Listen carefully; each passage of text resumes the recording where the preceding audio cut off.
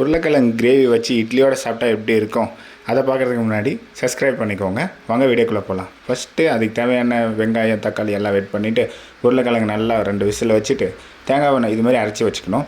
அப்புறம் எப்பயும் போல் ஒன்றும் இல்லைங்க, பாத்திரம் வச்சு தக்காளி வெங்காயம் எல்லாம் போட்டு வணக்கி அது நல்ல பதத்துக்கு வந்ததுக்கப்புறம் மசாலா சேர்த்தணும். மசாலாலாம் பெருசு இல்லை, காரப்பொடி மஞ்சப்பொடி கொஞ்சமாக கரம் மசாலா போட்டுக்கிட்டு தக்காளி போட்டு நல்லா வணக்கினதுக்கப்புறம் நம்ம அரைச்சி வச்சுருக்கோம் இல்லைங்களா தேங்காய் கூடவே நம்ம ஜீரகம் போட்டுறதுனால ஜீரகம் இங்கே சேர்த்த தேவையில்லை.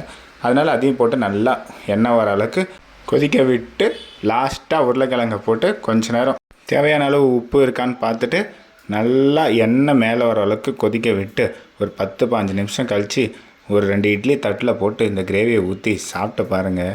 அப்படி இருக்கும். என்னடா நான்வெஜ் அளவுக்கு ஹைப் பண்ணுறேன்னு பார்க்குறீங்களா? சாப்பிட்டு பாருங்கள், செஞ்சு எப்படி இருக்குங்கிறது புரியும். அதேமாதிரி என் சேனல் பிடிச்சிருந்தா மறக்காமல் சப்ஸ்கிரைப் பண்ணிக்கோங்க. இந்த வீடியோக்கு ஒரு லைக் போட்டு போங்க. பாய்.